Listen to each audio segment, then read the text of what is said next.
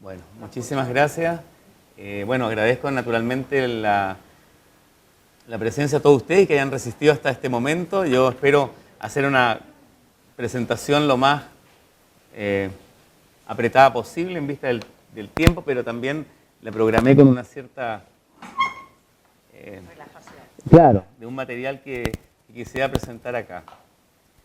Una primera explicación que merece un poco el título de la conferencia, que probablemente no es tan fácil de digerir.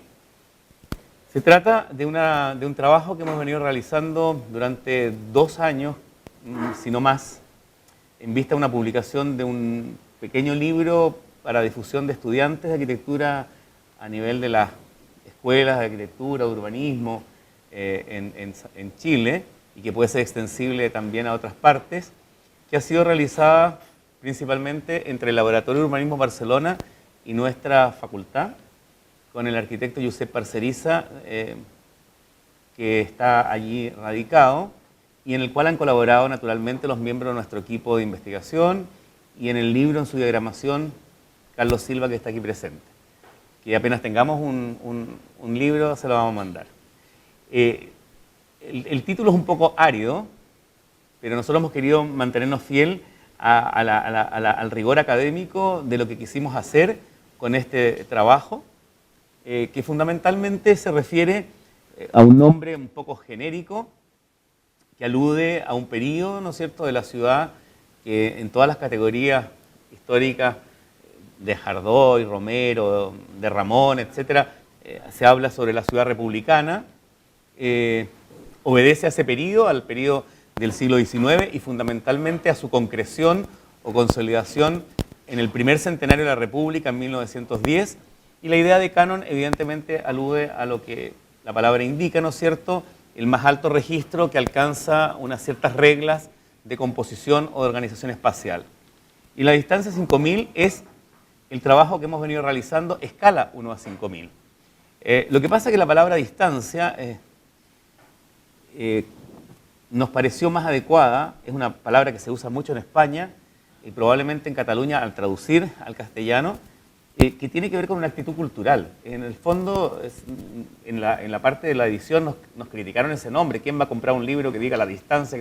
O sea, en realidad esto es cómo se relaciona y cómo se construye algo que tiene una relación entre el que la representa o la revisa y el objeto de estudio. Entonces esa distancia, en este caso, es la de más baja proporcionalidad que podría permitirnos una representación que nosotros hemos querido hacer, y por tanto implica una relación entre los autores o los que pensamos o discutimos acerca del fenómeno urbano y la percepción de ese fenómeno. Ese es el punto por el cual pusimos la distancia. Es un tema de cultura, de relación, de escalar con el asunto. Bien.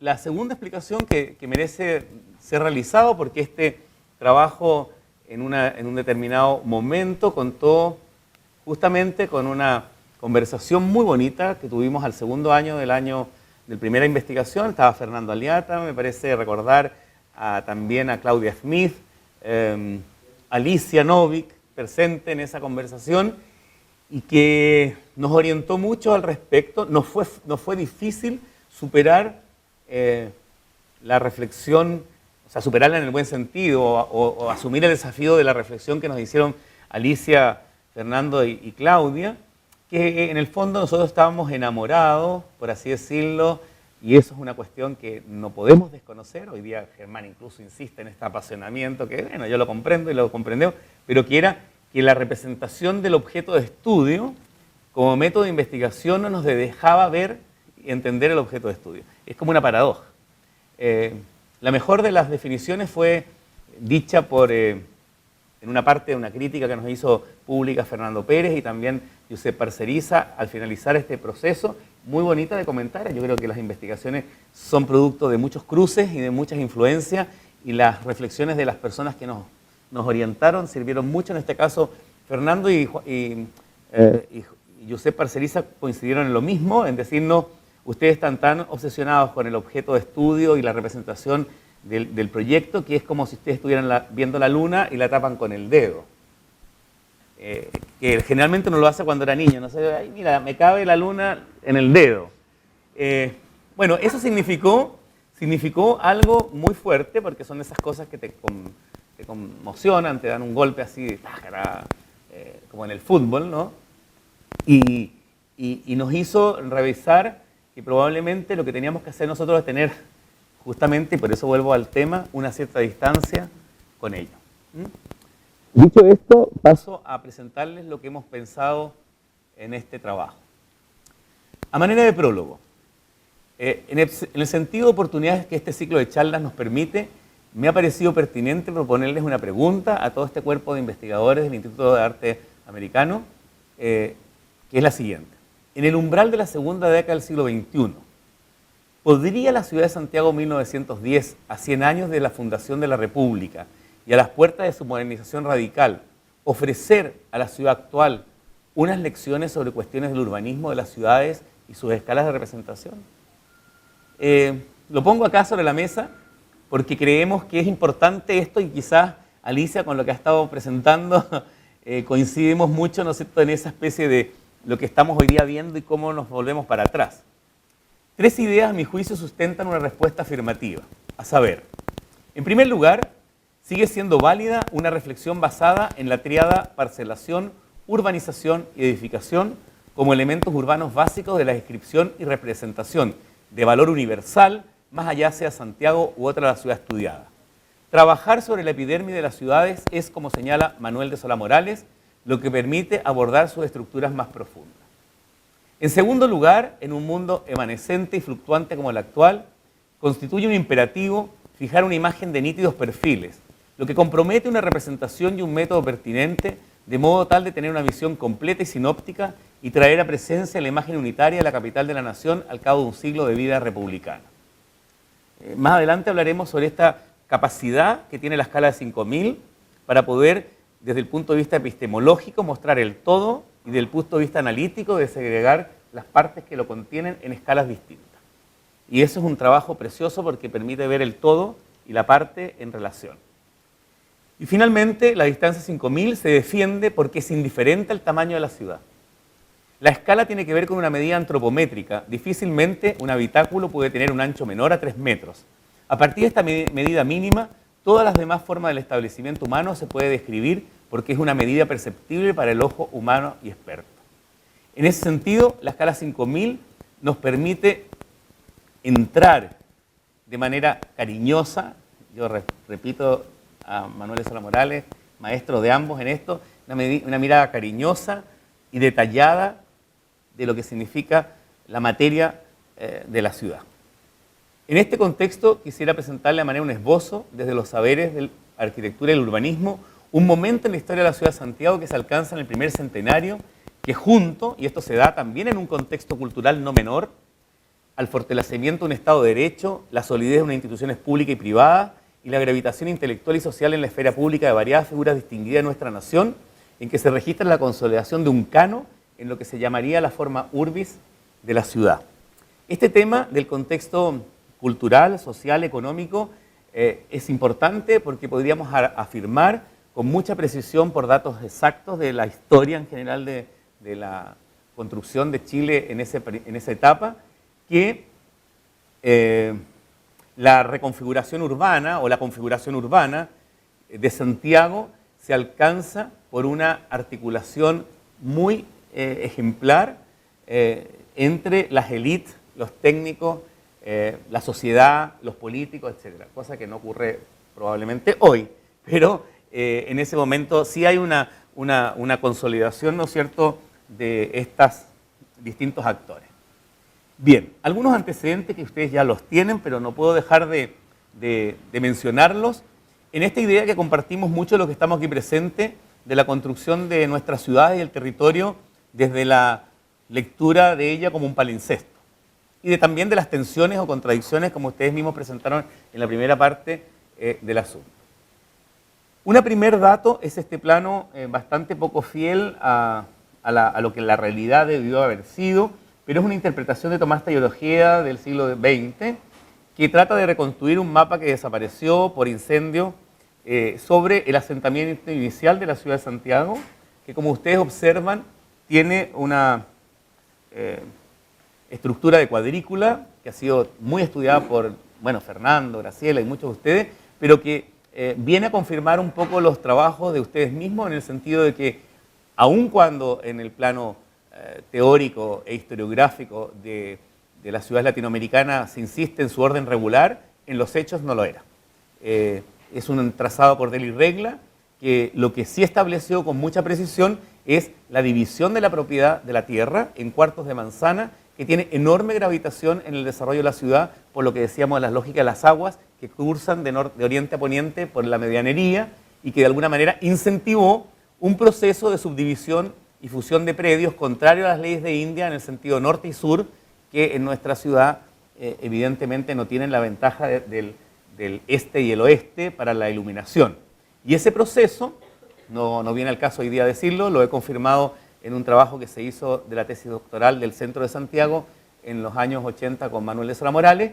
Las galerías de Santiago restituyen geométricamente y de manera muy exacta el trazado en cruz inicial o las operaciones de Brunel. O sea, hay una especie de reconversión geométrica de la división inicial en 1541. Un momento muy importante acaece en el siglo ya XVII, donde la ciudad ha consolidado una estructura de cuadras no tan regular como está ahí representada. Eso no es cierto en el plano de Alonso Valle de 1646, pero sí con mucha precisión, como lo hacen muchos planos y cartografías que le interesa destacar lo que quieren destacar y poner como genérico lo que sería como una hipótesis. Están los elementos naturales de la ciudad de Santiago, el torrente del Mapocho a mano izquierda, arriba en el perfil del cerro, que ya Germán lo ha mostrado, ¿no es cierto?, como un elemento de observación de la ciudad, y un brazo, ¿no es cierto?, del río, o del torrente más bien, que baja por la cañada, y esta organización de macro manzanas con conventos y elementos de la iglesia en ese momento como zonas de control. Todas las órdenes religiosas que se establecen definen una ciudad que hemos llamado la ciudad de los conventos. Un plano mucho más exacto, naturalmente, es el que ya se ha mencionado, de Claudio Gay, hacia 1830-1831, es este levantamiento, donde esa ciudad de cuadras se ha consolidado en tanto tal, no obstante, sigue manifestando variantes de la regularidad, conformando lo que ya Graciela ha estudiado con mucha precisión, en distintos periodos de los momentos de la ciudad, prácticas diferenciales respecto a esa regularidad establecida como un orden no tan regular al principio. Esta ciudad destaca muy bien, ¿no es cierto?, lo que son los edificios públicos, de lo que son el relleno, y en el trabajo que estamos haciendo con Germán Hidalgo, en su Fondesit, se ha confirmado que no muestra un poco la realidad que viene ocurriendo en ese momento, porque a mano izquierda, como se verá en 20 años después, está ya la ciudad construida con una villa, que es la Villa Yungay u otros lugares. Probablemente este es el de 1856, que son 20 años de diferencia, ¿no es cierto?, de Pierre Dayan, que configura hacia mano izquierda, no solo, digamos, no tengo cómo señalar, pero bueno, acá, se me fue todo, disculpen, pero donde se observa la quinta normal a mano izquierda. ¿Tienes Germán,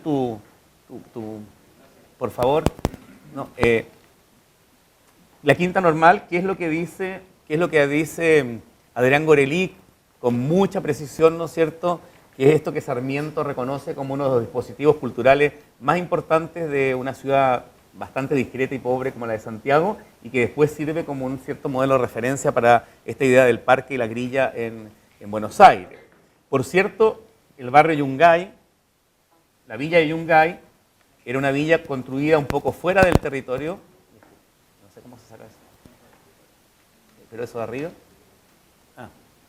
Más fácil este. Pero como ustedes observan, el barrio Yungay se forma alrededor de la Quinta Normal como un loteo, quizás el primer loteo fuera de la ciudad, siempre se ha leído como una prolongación de la cuadrícula, pero no lo es, y confirma un poco la rectificación y regularización de ya la época de los técnicos o grupos privados de la época de la independencia. Este es el barrio Yungay, que no tiene la estructura de cuadrícula, sino que más bien una retícula, porque es un paño completo loteado. Pero la planta de Claudio Gay no la muestra, estando ya confirmado esa existencia. Un plano importante también es el plano de Mostardi Fioretti, que también lo mencionó Germán, de 1864, donde se señala con mucha precisión ya una cierta configuración del centro, que después va a ser el área que Brunner tiene como la City, y ciertas extensiones de la ciudad que ya manifiestan órdenes diferenciales de lo que sería el mero agregado de manzanas o la extensión de las calles. Son operaciones bastante más independientes de lo que uno supone, y también hay algo que mencionar, que los planos empiezan a mostrar intereses ideológicos, como por ejemplo de mostrar el crecimiento hacia el poniente de la ciudad de Santiago, la Quinta Normal y el barrio Yungay, en que el norte tradicional ha sido reemplazado por un sector como en emergencia.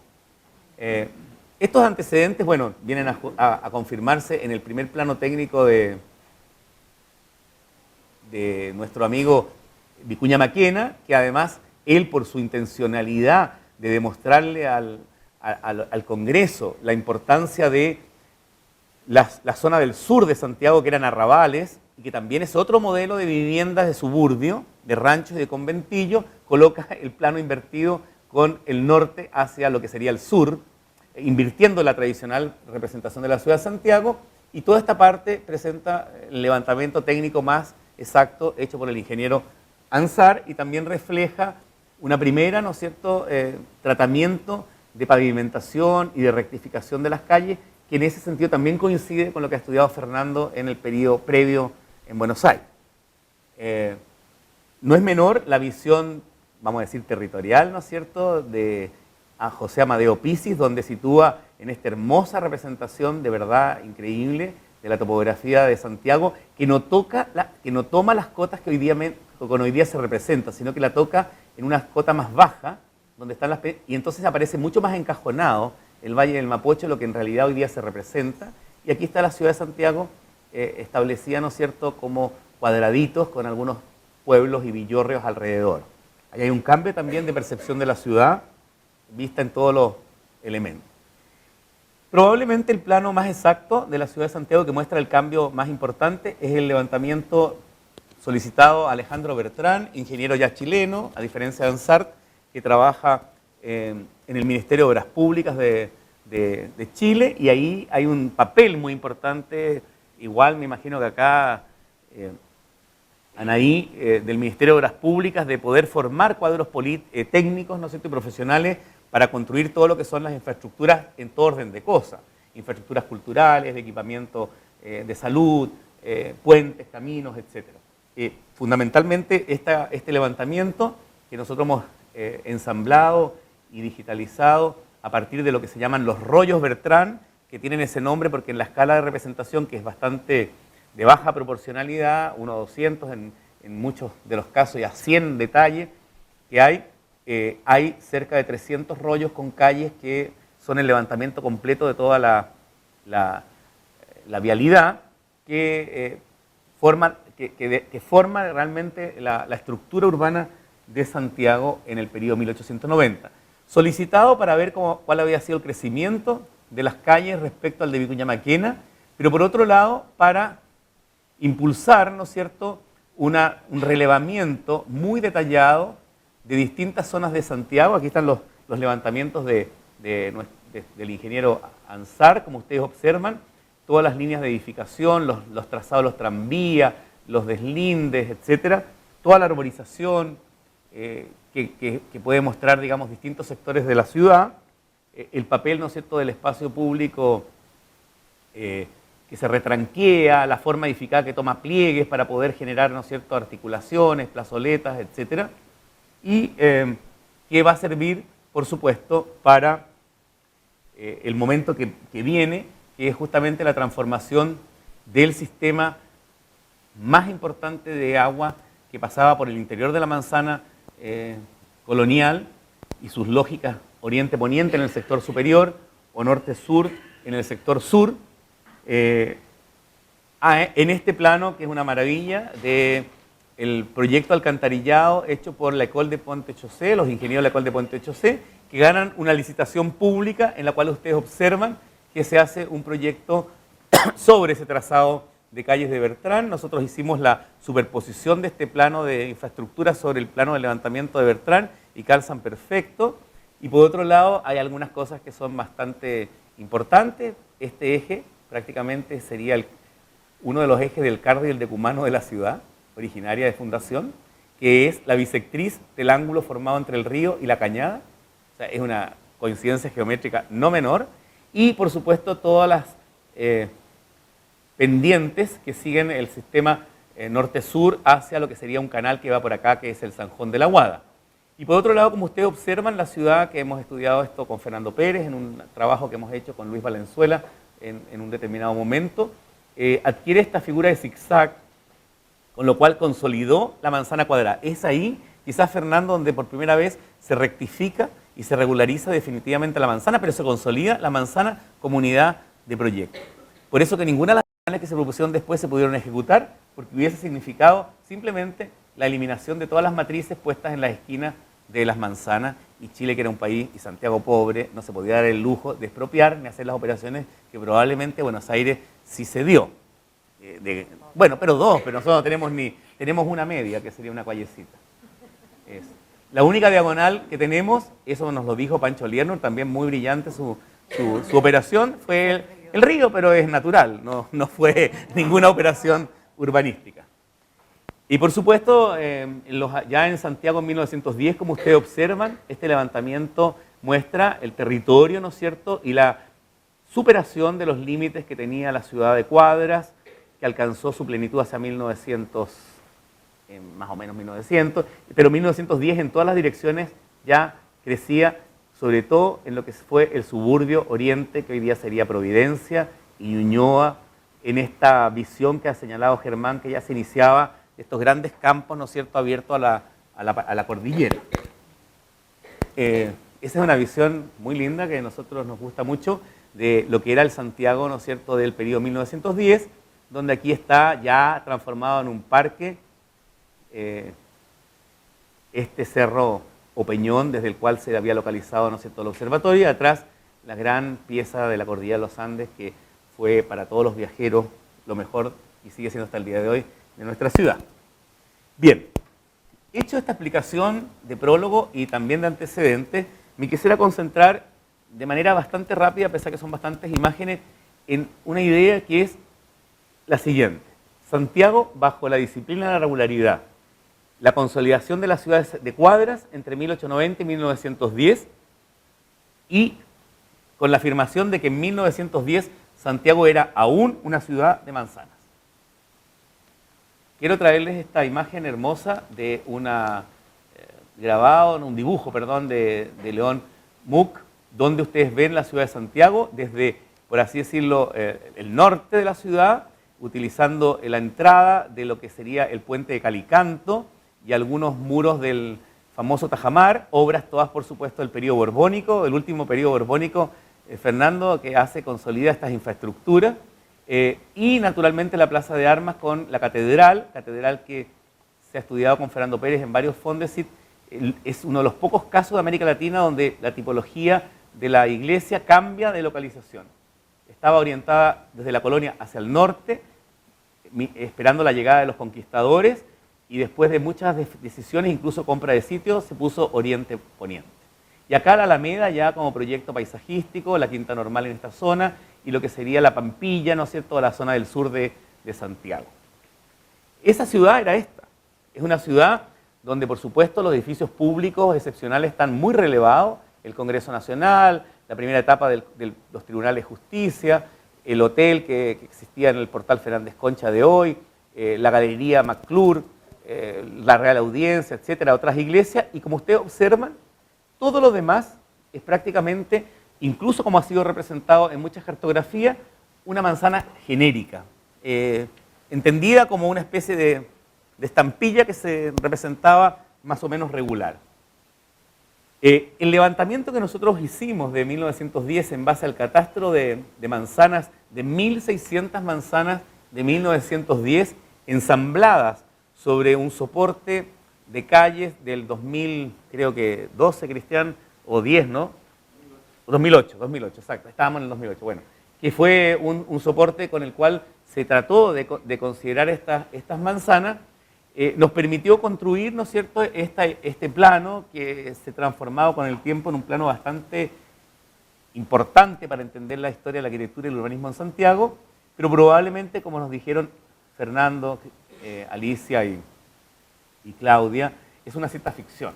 Nosotros en realidad lo construimos desde una perspectiva contemporánea, pero nosotros, más allá de decir que las manzanas y los edificios son, esa estructura probablemente y esa manera de representar, mediante los métodos digitales, no existiría en 1910.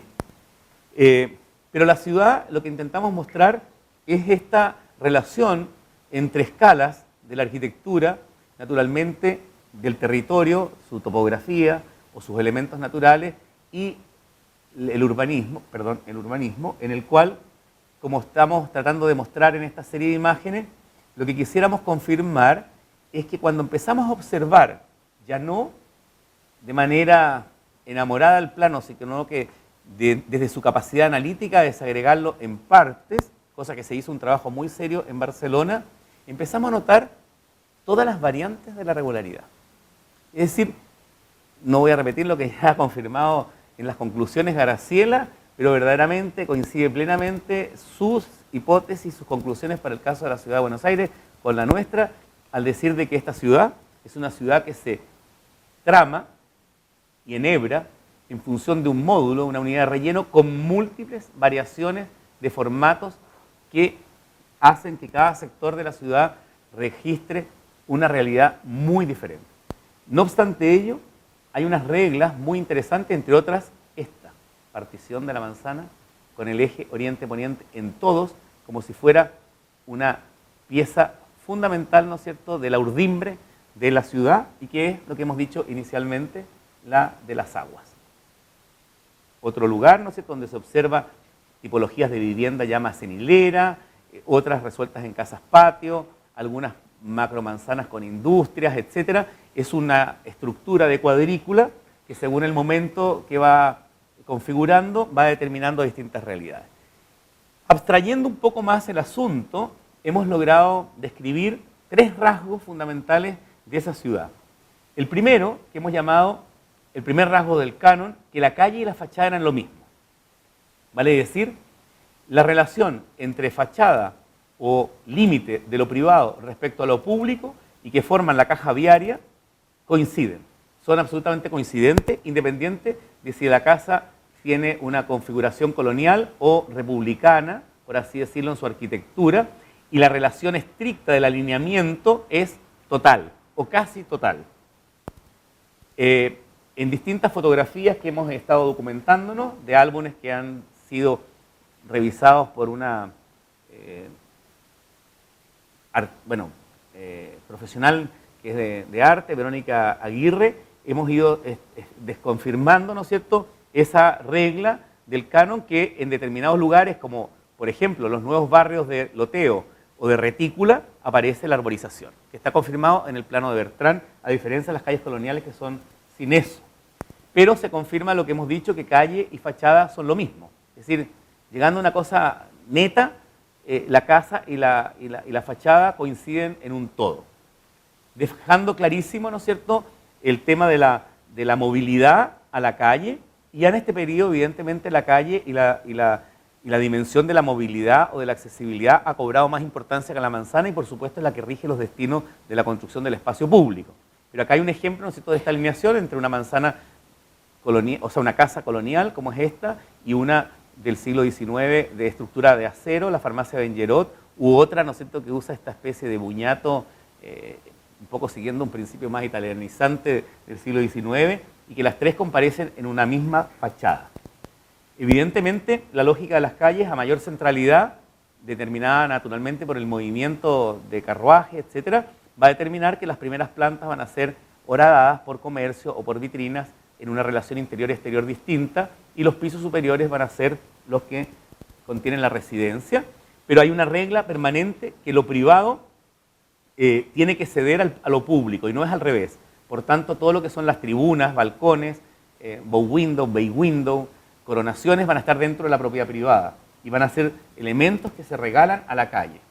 El segundo rasgo le hemos llamado que lo privado se despliega impenetrable al dominio público. Este es un tema muy hermoso desde el punto de vista para nosotros sociológico, antropológico, cultural, en una sociedad como la nuestra, cada vez más segregada social y económicamente, y que a partir de este periodo empieza una migración de las clases altas hacia distintas partes, y que en ese momento prácticamente distintos sectores sociales convivían, por así decirlo, en un mismo orden. Ese orden regular, donde convivían sectores de bajos recursos con sectores de más altos recursos, donde convivían palacios con casas patios derivadas de la colonia, o incluso naturalmente con conventillos o cité, que hacía que el interior fuera privado, pero que tú te encontraras, independiente de tu nivel social y económico, en la calle o en las plazas con los demás. Cuestión no menor a la hora de entender un poco la estratificación territorial que podría tener la residencia a partir del siglo XX.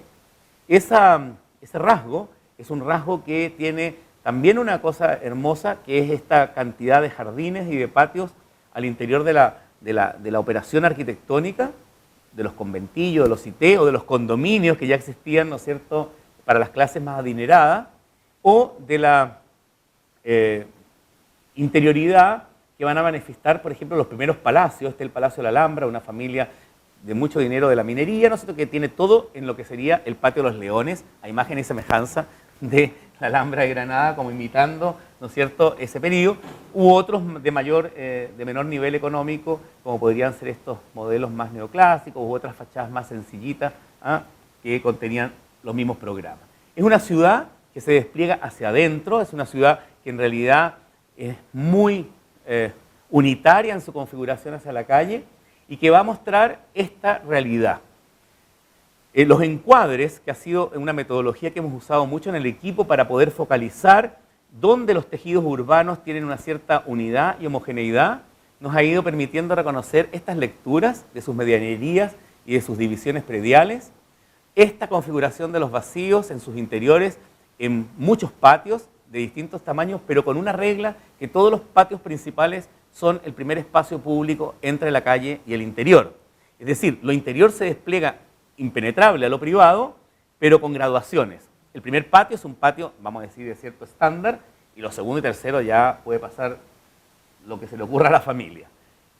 Esa realidad, mostrando estos encuadres que hemos ido realizando, van mostrando una variación de la regularidad enorme, incluso una innovación en las tipologías edificatorias, que no solo devienen de la casa patio, sino que de la condición predial del sitio, en el cual, ¿no es cierto?, los distintos sectores más centrales, más periféricos, van a mostrar una realidad, como ustedes ven en este contraste en rojo que hemos tratado de hacer para acentuar el análisis, una cantidad enorme de soluciones tipológicas con un mismo patrón. Sí hay que mencionar que el límite entre lo privado y lo público ha estado vibrando, esa es la palabra, desde todos los siglos previos hasta este momento de una manera impresionante. Es decir, vibrando quiere decir que ha estado siempre en completa fricción. Y esa vibración se ha notado en esta variedad de registros del tejido, de las tipologías, que hacen que esa cantidad de manzanero de 1.600 manzanas para una población que no superaba los 300.000 habitantes, como comenzábamos con Pedro en la mañana, respecto a Buenos Aires, que era el doble, por supuesto, hace, ¿no es cierto?, que la riqueza de esa cuadrícula no pase de ser un cierto ejemplo para poder conversar sobre la construcción de una ciudad con mixtura y con riqueza.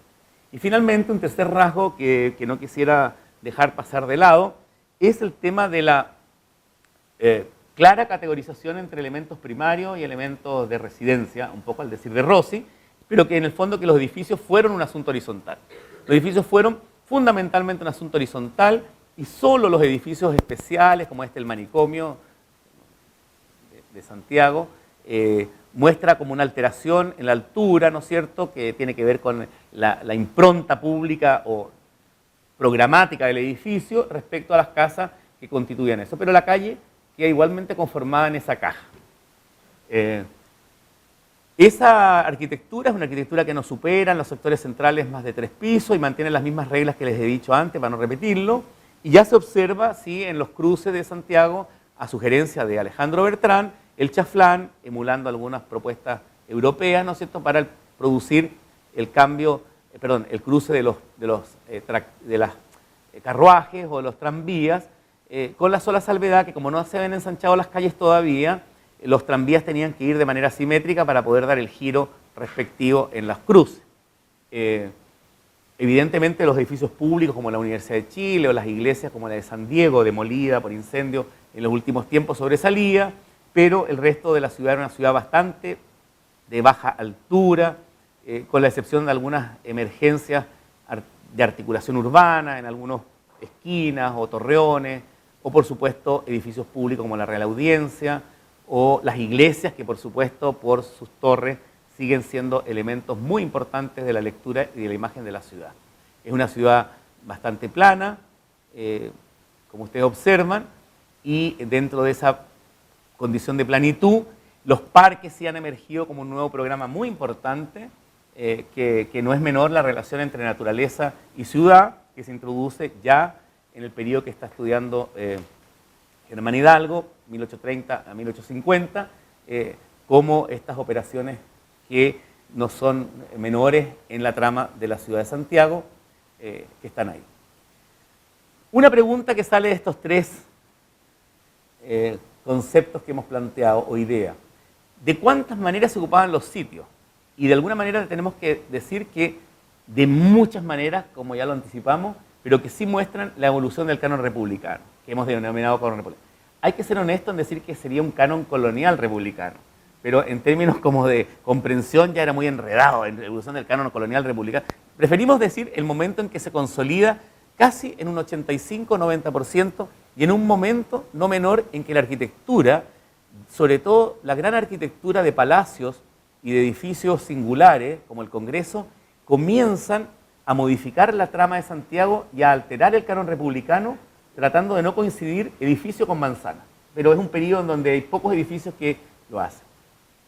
Esa selección al azar de estas manzanas, que son parte del afiche que Graciela y todo el equipo han hecho tan hermoso para este seminario, intenta mostrar eso e intenta situarlo en este proceso de evolución de esta manzana, ¿no es cierto?, dividida en cuartos y ocupada naturalmente con una vivienda mínima elemental, a una muy compleja como la del centro, que es la manzana bloque como corona perimetral y lógica de patios interiores o coberturas de galerías. En ese proceso, la variación de formas en el manzanero, tanto central como periférico, que después se va a encontrar Karl Brunner, es enorme. Pero es una ciudad realmente preciosa en su configuración material. En verdad, incluso en esta foto, que se muestra ya un poco pasado los años 30, creo que el 60 por ahí, estos son conjuntos de polígonos residenciales nuevos, u hospitales, o edificios que empiezan a participar de la lógica del manzanero, pero todavía no ponen en peligro el canon republicano. Se pone en peligro hasta el año 86, cuando empiezan a emerger torres, pero definitivamente se pone en peligro y está hasta el día de hoy en peligro en el centro de la ciudad de Santiago, cuando aparecen el trabajo de la manzana, no desde la manzana o de la macromanzana, como confirmó Ana María Rigotti para el caso de la Norte-Sur, de los equipos argentinos que ganaron el concurso ARP, Área de Remodelación Poniente, sino que con el programa de repoblamiento en que los edificios trabajan en lote y se escamotean la manzana.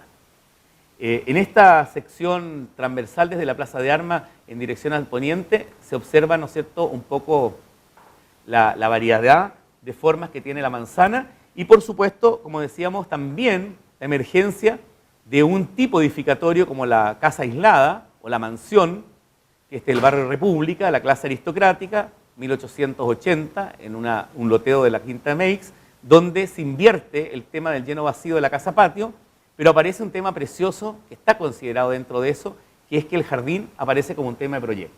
El jardín es un tema de proyecto dentro del predio y aparecen naturalmente estos palacios o estas ideas en consonancia con otras de viviendas más sociales, de hilera, donde la manzana deja de ser cuadrada y se regulariza de forma rectangular, con preferencia de cabezal norte y sur y oriente-poniente, o sea, recuperando esa idea de la orientación y de la racionalidad que se viene a confirmar en este loteo que es el barrio Bogotá hacia 1910-1920, que son 3 grandes paños que se lotean con un formato ya totalmente distinto, en una manzana que tiene 50 por 150 metros, calles más anchas y un módulo de 9 por 18, 9 por 20, que coincide con la vivienda social en todos los perímetros de la ciudad, pero dentro de este formato.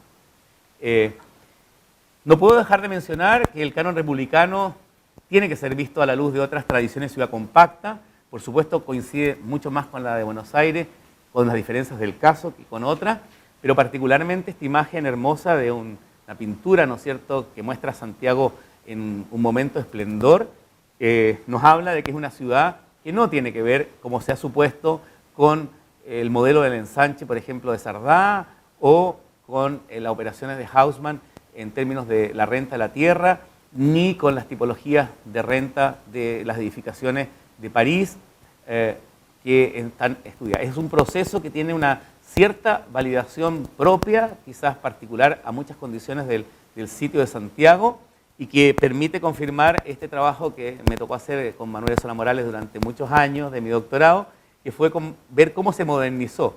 La ciudad de Santiago se modernizó de este canon republicano que permitió todas las operaciones de galerías y pasajes en el centro de Santiago, siguiendo un patrón de elementalidad total, vale decir, comprando sitios norte-sur, que eran la mayor de las divisiones que tenían los sitios en las casas patio, y reemplazándolo por edificios con galería dentro. Evidentemente, el otro modelo es el de Ciudad Jardín, que fue el que se hace en los suburbios de Santiago, fuera del perímetro de la ciudad cuadra, pero fundamentalmente yo diría que es motivo de otro estudio. Pero serían, por así decirlo, si pudiéramos reducir a un Santiago hoy día que ocupa 77.000 hectáreas y que tiene 6 millones de habitantes, a 2 morfotipos de ocupación, podríamos decir muy genéricamente que hay uno que pertenece casi a 4 siglos, que es el canon republicano, que se ha mantenido hasta el día de hoy en muchos casos y proporción de la ciudad de Santiago, y otro que deriva naturalmente del suburbio barrio jardín, por no decir el modelo ciudad jardín, que no se pudo aplicar en plenitud. Germán ha insistido en esta presentación y también de alguna manera nosotros en la representación como una forma de conocimiento que nos ha permitido construir este argumento. Nosotros no hemos partido de una construcción teórica del asunto, sino que nos hemos ido construyendo a partir del objeto de estudio que ha sido la construcción del plano. Y eso es muy importante porque eso tiene un valor no menor en el trabajo que hemos hecho. Y en el compromiso de la distancia 5.000. Esta decisión de 5.000 fue una decisión también con cierta casualidad, porque nosotros encontramos 1.600 manzanas cada 500 y era mucho más posible reducir, digitalizar, vectorizar ese conjunto de 1.600 manzanas en esa estructura del plano que hemos dicho de 2008, ¿no es cierto?, sobre la base de reducirla en la proporcionalidad correspondiente de 500 a 5.000. En ese sentido, nosotros hemos seguido una larga tradición de la representación en todos estos planos, que no quiero yo cansarlos con explicaciones, como el plano Noli, ¿no es cierto?, y la riqueza que significa su representación con tanto detalle, que haga, ¿no es cierto?, que la cercanía y la distancia entre el observador y el que está representado tenga una especial importancia. Probablemente nosotros avanzamos sobre ya una cota que había establecido el Laboratorio de Urbanismo de Barcelona. Nos referimos a 3 escuelas que han influenciado mucho en nosotros: la Escuela de Versalles de Philippe Paniagua, la Escuela de Muratori en Venecia y la Escuela de Barcelona de Solá Morales, que en esta etapa representan las comarcas del Vallès, en una publicación del Quaderns, en escala 10.000. Entonces, ellos que te quisieron ver cómo las estructuras pequeñitas podían de los villorrios, de los pueblos catalanes, de las comarcas de la región de Barcelona, Tarragona, Girona, podían ser representadas, ¿no es cierto?, y dibujadas de distintas maneras para acentuar distintos elementos del parcelario, de la edificación o de la urbanización. Y por supuesto el trabajo de Severiano Muratori, ¿no es cierto?, sobre las tipologías de Venecia, en las cuales se logra representar a escala 1000 incluso, ¿no es cierto?, muchos de los componentes de esa ciudad magnífica en torno a esta residencia. Finalmente, ¿qué lecciones podemos extraer de Santiago 1910? Y con esto, en el tiempo que me he dado, lo más prudente posible, poder cerrar sintéticamente, ¿qué lecciones podemos extraer de Santiago 1910? Proponemos como equipo la hipótesis de que la forma general de Santiago 2010 es una declinación, cuya lógica deriva de una ciudad configurada a partir del desarrollo de la cuadrícula durante 350 años. Es decir, cuando decimos una declinación es que es una derivada y por lo tanto intentamos entenderla en esta confrontación. En esta ciudad que es difícil de entender y que desafortunadamente, y es uno de los principios que hemos tenido como equipo, se tiende a representar de manera abstracta, tan abstracta que no se ve nada, porque en realidad es como una especie de esquema en la cual no entendemos nada. Y por eso cuando vamos a Santiago, nosotros mismos, cualquiera de ustedes, se sube a San Cristóbal para ver dónde vive uno. Y hoy día, bueno, puede ser unas tonteras, se suben al más alto edificio por ahora de Latinoamérica para ver dónde estamos, porque en realidad uno quiere tener una relación muy conectada con los lugares de la ciudad, y no algo que te diga un plano abstracto a escala a 20.000. Y ese tema nos ha obligado a entender que sí es verdad que la ciudad de Cuadras está contenida en la ciudad actual. Si la ciudad actual, un poco preocupada por lo que hace Alicia, es una ciudad, vamos a decir, nosotros la hemos llamado una forma archipelágica, es decir, una ciudad expandida, ya ni siquiera una mancha, sino que un conjunto de piezas, ¿no es cierto?, que se articulan por sistema de movilidad. Esa forma, que tiene una cuarta orbital respecto a las circunvalaciones previas que ya se han mostrado en los planos que hizo alusión Pedro con Carlos, devienen, en todos los casos, de esta matriz fundacional, pero además de este primer anillo de la ciudad de Cuadras de 1910. Es evidente que esta ciudad de Cuadras de 1910, que ya tiene dos lógicas, la de la regularidad de la cuadrícula y de la regularidad de las retículas, contenidas en un primer anillo de circunvalación, iba a producir por consideración al territorio una estructura radial en todas las direcciones. Y por supuesto, una configuración circunvalación en sus aproximaciones para relacionar. Por tanto, es verdad que esa ciudad de hoy día, ¿no es cierto?, está relacionada con esa matriz fundacional de 1541-1910, pero también está puesta en peligro, cosa que también probablemente le puede ocurrir al centro de Buenos Aires con la emergencia de torres y botadura de elementos, etcétera, etcétera, o muchas otras ciudades de Argentina. Esta es una intervención sobre el dibujo que mostramos en un momento, ¿no es cierto?, donde se ve esta lógica entre el territorio, la geografía, las descripciones de los viajeros y lo que serían algunos rasgos de este canon republicano que marca esta horizontal, este cerramiento, esa cobertura. Hoy día tenemos ese desafío como estudiosos de la historia urbana de poder extraer lecciones de esta zona de la ciudad que hoy día se ha configurado como una pieza fundamental de la ciudad de Santiago y que en esta hermosa foto de Guy Wemborg podemos mostrar, ¿no es cierto?, que nos toca un enorme trabajo por comprender cómo ha sido la construcción de los suburbios de esta ciudad que rodea a esta matriz urbana fundacional. Y en ese sentido, y con esto termino, el volver atrás en la historia y tratar de entenderla desde un punto de vista de la historia urbana sí nos puede dar absolutas recomendaciones a la ciudad del presente. Es más, si alguna de las consideraciones que hemos hecho en determinados momentos se hubiesen tomado en cuenta por las autoridades, como decimos en Chile, otro gallo cantaría. ¿Y qué significa eso que otro gallo cantaría? Que probablemente el desarrollo inmobiliario impúdico que ha tenido el centro de Santiago en los últimos tiempos, destrozando gran parte del patrimonio, se habría podido dar de una manera inteligente. Porque lo que nosotros hemos configurado es una idea, es una idea que la quiero someter a consideración en esta presentación. Que el patrimonio es un atributo o un concepto que deviene, ¿no es cierto?, de unos bienes patrimoniales que la comunidad ha determinado como tal a lo largo de la historia. Y que ese patrimonio está relacionado absolutamente con las transformaciones. No existe un patrimonio fijo e inmutable, sino que las transformaciones son parte de los valores patrimoniales de un determinado lugar. Están dentro del metabolismo urbano. Lo interesante es entender la lógica que hay detrás de esa estructura urbana o de esa historia urbana para poder entender cómo acoger el cambio. Cuestión que muchas veces por flojera no se hace, porque este tipo de trabajo es muy largo, pesado y no rinde frutos, sino que 10 años después es un trabajo colectivo de muchos, no hay un autor al respecto, pero sí es un tema importante poder decir que la ciudad de Santiago, en lo que es la comuna de Santiago, todavía está a tiempo de poder detener, como les decimos, desarrollos inmobiliarios impúdicos, que no son impúdicos porque son desarrollos inmobiliarios porque nadie ha tenido la fortaleza del sector público, de los municipios, de las universidades, cosa que ocurrió en 1910, de sumarse al proyecto colectivo ciudad y sugerir por dónde ir.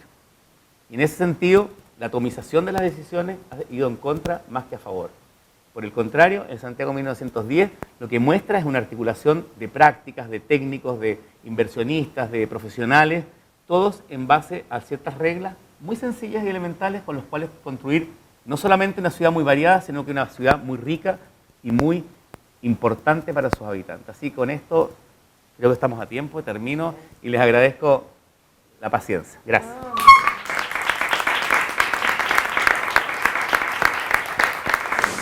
¿Cuándo sale el libro? Dios quiera que pronto. Y va a tener las partes Todo. esas con rojo. Sí, todo. Hay imágenes que son hermosas. Son para lograrlas.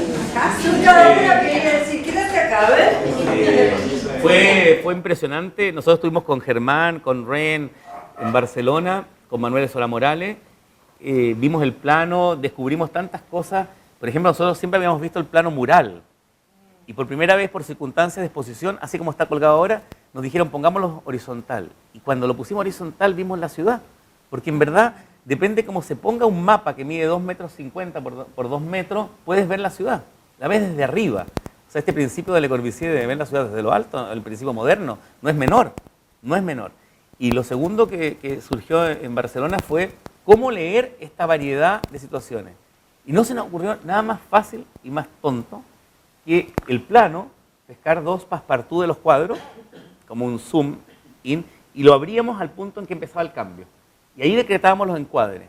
Y construimos todos estos encuadres en función de solamente 2 ángulos, abrirlos o cerrarlos.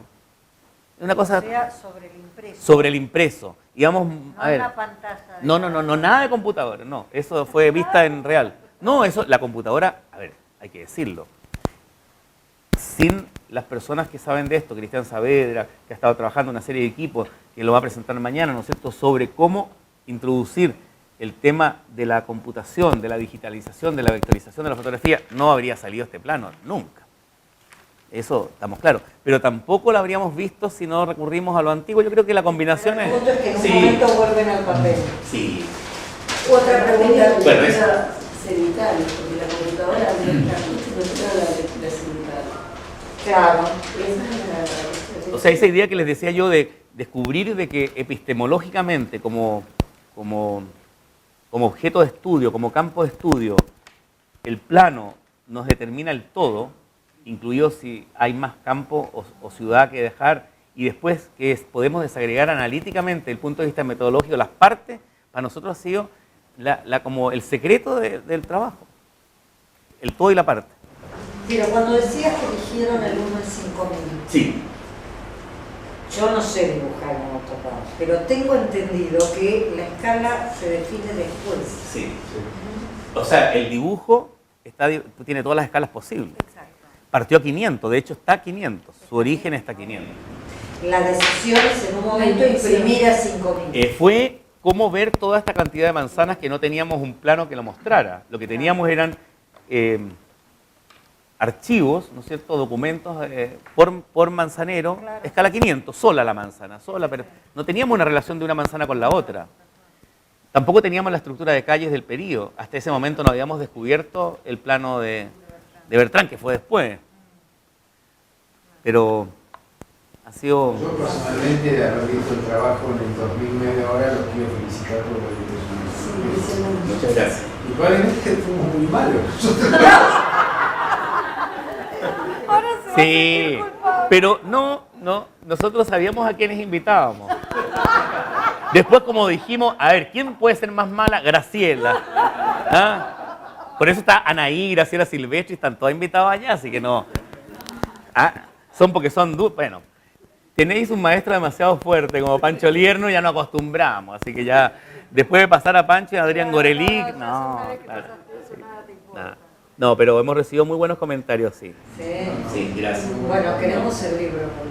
Cuando sea les mandaré... Muy impresionante el contenido de las manzanas y las tipologías. Eso es muy impresionante. La variación cuando aparecen los nuevos loteos Está todo ahí, claro. es maravilloso.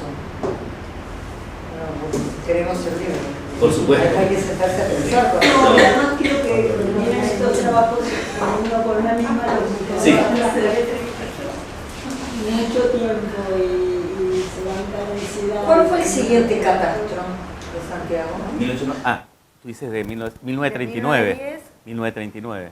Pero no lo pusieron en el... Lo tenemos, no, en el de Brunner lo tenemos en el Real. Está en el plano de Brunner. ¿Ya está puesto? Sí, está puesto el perímetro. Ah. Pero también tenemos el catastro. Yo digo el Sí, catastro, también lo tenemos, sí. Con la silueta edificada. Sí, la tenemos. Con el manzanero y todo.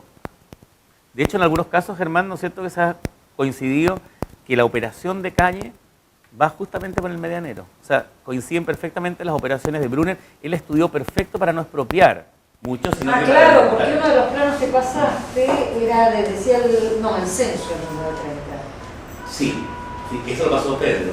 Ah, el de perdón. densidades, sí. De densidades. Sí. Lindísimo plano. Lindísimo plano. Pero lo que resulta es una ciudad muy distinta de la que Buenos Aires, me parece. Totalmente distinto, sí. Totalmente distinto.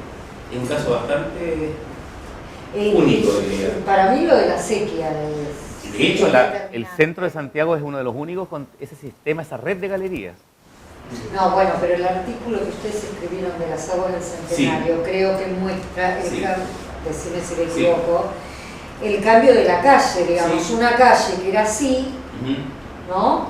O que era así y empieza a ser así, en corte, porque el traslado del agua se modifica completamente a partir de la construcción, del cambio de la sequía por dentro de la manzana al agua un por cambio afuera. estructural muy grande. Y parecería, digamos, como el manzanero ya estaba, Claro. como que eso... Y lo que pasa es que, claro, las personas que trabajaban en la ciudad, Santiago de Chile tenía mucha continuidad en muchas cosas. Entonces, cuando Bertrán hace su levantamiento tan exacto y registra en las calles, porque no dibuja las manzanas, el paso a las acequias, y después se somete a un levantamiento para la licitación de las aguas a distintas firmas internacionales y gana el École de Ponte-Chaussée, se dan cuenta de que la operación por dentro de la manzana era imposible, porque estaba muy laberínticamente resuelto y constituyó un problema de higiene muy grande hacia el último cuarto del siglo XIX. Entonces, la operación, cuando la hemos superpuesto sobre los planos de Bertrán, de los anchos de las calles, prácticamente todo el centro tenía 12 metros o algo así, después venían de 15 metros, después venían de 20 más a la periferia. Entonces, la lógica es que dijeron, oye, con esto, sin decir que expropiamos, vamos a hacer una demolición completa. Y eso fue lo que pasó.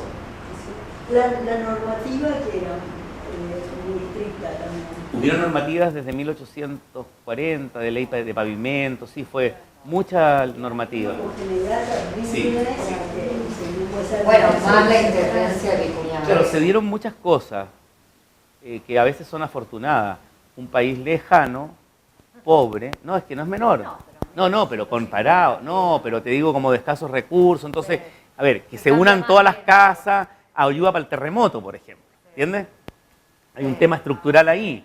El que las fachadas sean continuas disimula la miseria de algunos o la opulencia de otros. O sea, hay un tema de cierta cultura chilena, yo diría, que no es menor. Y como decían delante, pasar piolita, la cosa no llamar tanto la atención. Cuando empiezan a llamar la atención, ya aparecen otros temas. Como por ejemplo, las revueltas de luchas de clases que hubieron en el final del siglo XIX, y que los barrios más pudientes emigraron, se fueron del centro. Dijeron, aquí estamos en el peor de los lugares. Barrio República entero migró y se fueron, porque en el fondo la aristocracia no quiso estar mezclada, como lo estaba hasta ese momento, con la sociedad más de trabajadores y de... Eso es exactamente igual. Sí.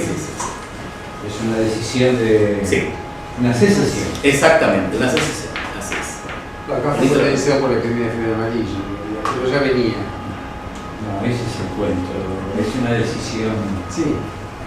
No había, con fiebre amarilla, sin fiebre amarilla, no había lotes para lo que querían hacer en los barrios donde estaban. Por ejemplo, tenían que ir a buscar manzanas nuevamente. Bueno, muchísimas gracias. Sí, no. estuvo fantástico. Cerramos acá, nos volvemos a encontrar mañana a las 10 de la mañana. Nos podemos encontrar acá, pero nos mudamos a un aula de posgrado que vamos a enterarnos mañana cuál es. Bueno, muchas gracias. Nos vemos mañana, muchas Es. gracias. Bien, no, gracias. Gracias a ustedes.